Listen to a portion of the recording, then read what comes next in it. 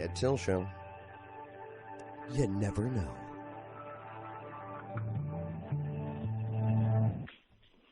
Hi, this is David Glass. Hey, David, welcome to the Ed Tyll Show on Starcom Radio Network, AM/FM stations all across America. How are you today? I'm doing great, Ed. How are you? Oh, awesome. Well, listen, we're going to talk about maybe the most important social issue, psychological issue. I mean, you know what divorce does to people. I've been telling folks about our upcoming segment today, and I know they're just, glued because of what we're going to talk about. Moving on from divorce sounds for many folks impossible. Somehow they get there, but you have a unique background. Therapy and the law. You have two tools in your tool bag. How do we help people who are torn apart by this experience? And certainly in your experience, what has been most successful for people trying to move on? Right, absolutely, and people going through divorce, it's usually the worst period in their entire life. It's a huge strike against their ego. They felt like a competent person. They felt like they made a good choice in getting married originally, and then that doesn't work out, and that's a failure. And that for many people may be the first big failure of their life. They may not have lost a job previously, or they may not have lost money, but losing their marriage can be tragic. So I start out with people by trying to convince them that that's now going to all be in the past, and they need to start turning their focus to 180 degrees from the past failure to what do they want to do next. And in order to make that 180-degree turn, they need to first leave behind all the mistakes, all the problems, all the fighting that they experienced in their first marriage. Now, what tools, again, not to keep using a bad metaphor, but, what do you do for yourself? Are there psychological exercises? We're doing self-talking, mindfulness? I mean, I know the buzzwords. It's kind of like a menu of what you can use. What do you use? Your kid's not going to have a mom anymore every single day, right? That sad face looking up at you, hard to shake. And, many people believe it. You can probably elaborate on this. If you have a faith involved, Catholics, Jews, whatever, this is also a thing. They got a thing with God. Maybe they can't just go shopping for a future.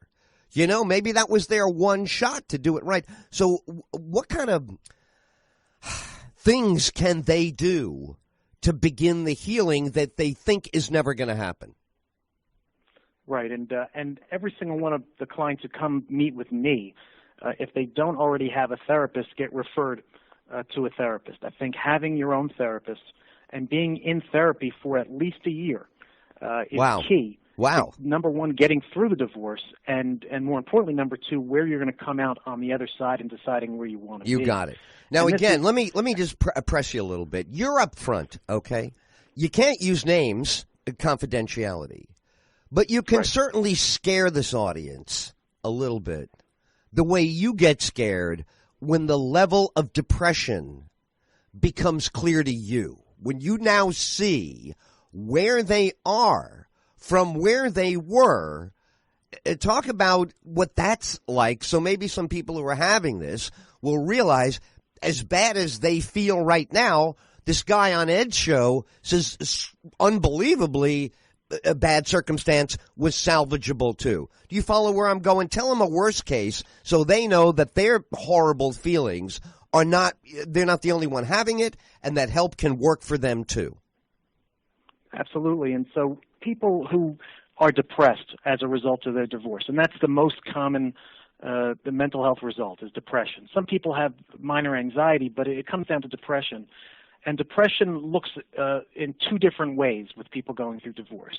There's I'm in my bathrobe, I can't get out of bed, I don't feel like calling any of my friends, I'm having trouble getting into work, and I'm barely cleaning myself up on a daily basis. That sort of serious depression.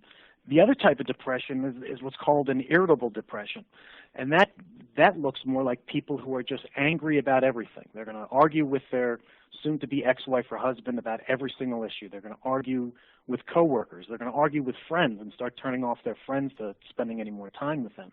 And that's a different type of depression that most people don't even recognize as depression. Now, can I jump in here? Can I jump in? That's a little bit like that sniper feeling.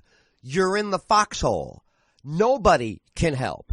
Everything sounds wrong, and they just start picking it off, no matter how well thought out or well intentioned, right?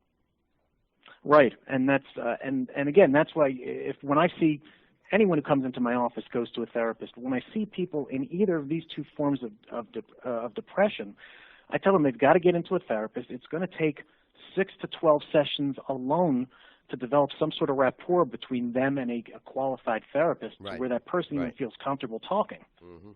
Now, I want to come on the law side. I want to switch over to the law side now, and I want to ask, again, what I think you uniquely have an opinion on from your vantage point, your experience.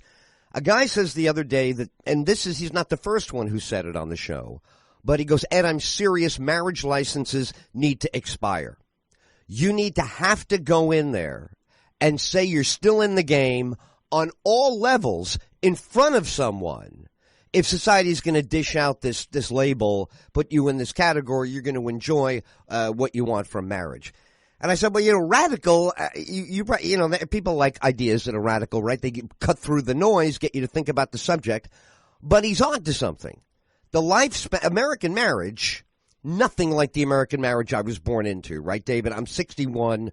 You sound like maybe you're 31-ish. I don't know what you're actually. I'm 49. All right, well, then you got a better. Okay, so you got a young voice, but still, 49, you're 12 years.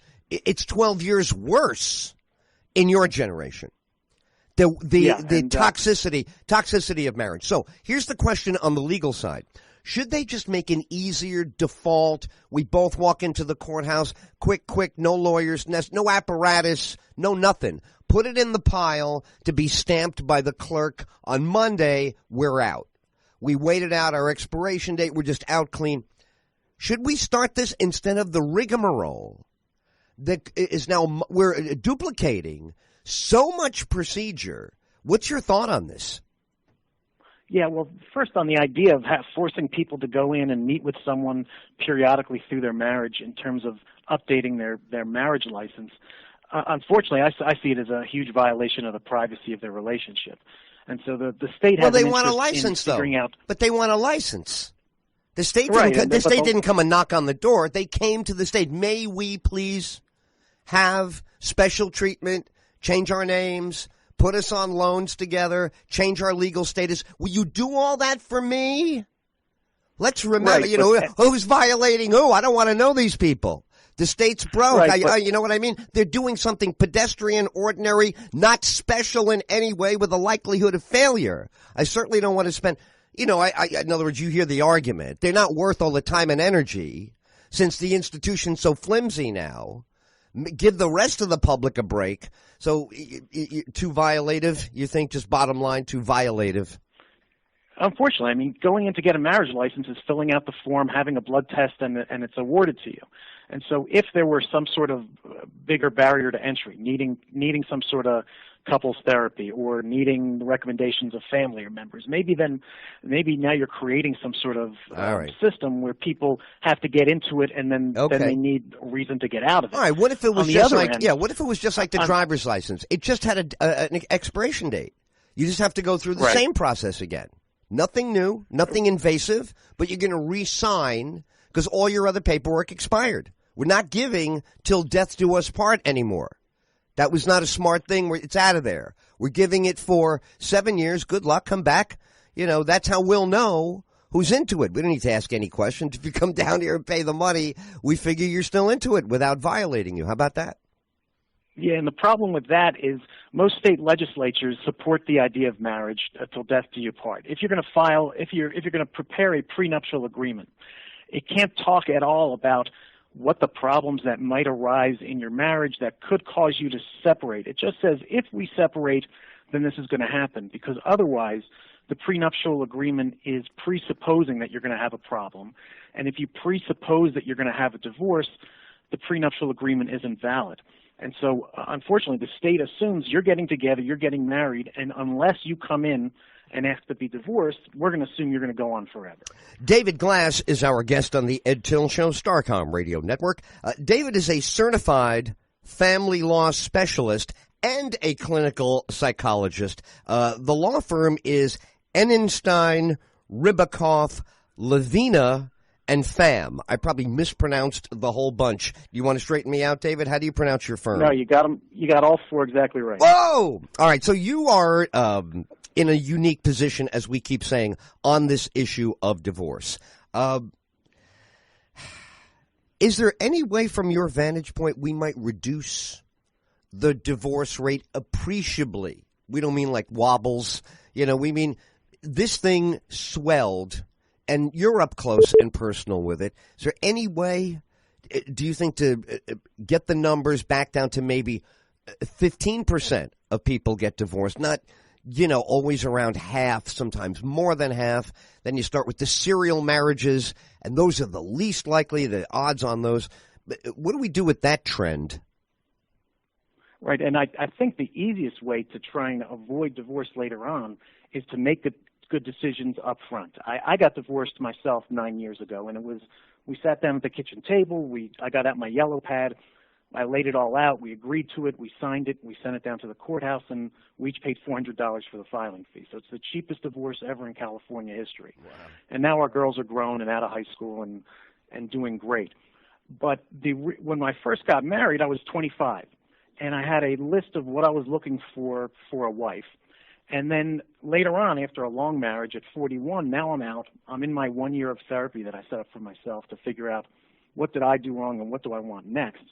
And I made a list of what I'm looking for in a wife, and the first 10 things on the list didn't match at all between my two different lists. And that speaks to I was in a big rush to get married. My friends were getting married. It seemed like time. Graduate school was about to run out, and it seemed time to move on. And this was with a law background, about to become a psychologist, and I still made the mistake of jumping into something without really thinking about it. And I think if I had couples therapy up front, and we really examined the differences between me and whoever and the woman who's my ex-wife now, our differences on how we were going to handle money, how we were going to handle religion for our children, how we were going to handle, housework and responsibilities. We would have vetted out a bunch of things that we just didn't agree on that later came up in year 2 and year 5 and year 7, and we might have thought maybe this isn't the right person for me. All right, coming up in a minute, I'm going to ask you about the kids, but I do want to go further on your last answer. That's terrific, and thank you for being so candid. Haven't we lost? This is what I think the element, and it's just so socially frowned upon. But haven't marriages that break apart lost their uncompromising flexibility? I'll bend 360, 720 degrees because the most important thing is that we find a way to stay together. And that it changed to, there's only so much I can take and still be me. And that's taken over, and that makes perfect sense. If you're holding to who you are first, you'll never be flexible enough for another person. If you're flexible first, then the marriage is always intact. You're just a little banged up, like you moved your brother-in-law and he didn't do any lifting and you did it all day. You ache, you pain, maybe you punch in the wall. But at the end of the day, you suffered. So that family was unbreakable. Don't you see that the old school, there were a lot of unhappy marriages, but they stayed marriages. Today, it is for your mental health, really, that you better get out because you'll self-destruct if you're in the – you see the dichotomy there? Yeah, and what you talk about flexibility is absolutely what I'm talking to my clients about when they're out there looking for their new mate. I tell them you got to go down this list of the important things in life, and if you and your soon-to-be new spouse have a disagreement, you've got to come down to who does this matter to more. So, my wife wants to paint the house, and she wants to paint it beige, and I don't really care what color the house is painted. I give it to her. I say, you pick the paint, you pick the painter, and whatever you do is going to be fine with me. And then I leave it and move along. And she's got issues that she doesn't care about as much as me, and I get those issues to decide. And then the things that we do agree on, that's great. That makes it easy. Now remember, and then if you're not arguing about nonsense, you've got more time for the things you do agree on. You got it. Well, you're going to remember this scene in every movie, maybe When Harry Met Sally era, where she would say, "What? You don't want to share the paint picking decision with me? Don't you want to look at the color wheel with me? Don't you want to ride to the Home Depot with me? What do you mean you don't care?" And you're like off to the races, because I used to feel back then, they're right. They married a companion, not a general manager who signs off on stuff. So I think it's fascinating. We're in an era where I think as a therapist you can see how unsure people are about who they are. Right? I mean, not just in divorce, but just as a therapist, the current state of society is wreaking havoc on this is who I am, this is why I'm happy. Right? That used to be primary. Who am I? Am I happy? Today, very hard to just sit there and say both of those, right? Right. And, I've got a position that ends up not being popular with some people. And I think the old-fashioned gender roles sometimes make marriage a lot easier. So the man in the marriage has certain duties and the wife has certain duties, and it's very clear that husband's job is this and wife's job is that, and it keeps that separation between who's in charge of what, I think, a lot more clear. And again, in my experience, you're getting a rousing applause. Our audience is standing and cheering while they're driving all across America. They don't care. They got the moonroof open to stand up for you. Some of them are just texting right now going, "Shayna, put him. Who is this kid? Keep him around."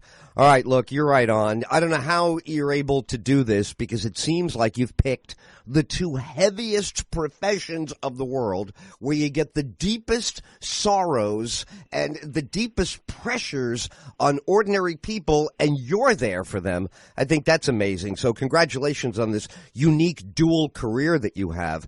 What about, you're writing a book or anything? I can't believe, a guy like you, I just think is going to wind up in New York Times Magazine section, bestseller material, because I don't know anybody in all the years we've had on who has this good a perspective on what matters most, and at least you have access to the most that we know about the law and the most that we know about therapy. Yeah. What about that? You're going to write something? You're going to put this down for people? I'm writing a book, and it's called How to Move On.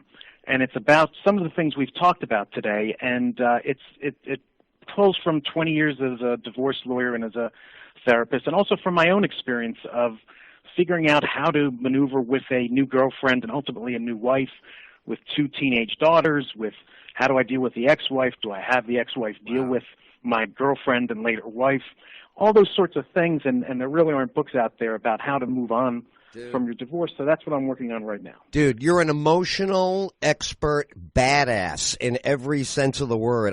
We love having you on. You must come back, because you know how this issue is. There'll be some more horrible public behavior, and we'll be sitting here trying to figure it out. Will you join us again on the show? Absolutely. A lot of fun. Well, I'll tell you what, great today. I'm so glad we met you. David J. Glass is an incredible legal specialist in family law and a clinical psychologist. You can reach out to him at www.enensteinlaw.com. They're based in L.A. I'll spell that for you. ENENSTEINLAW, Einenstein.com. Thank you, David.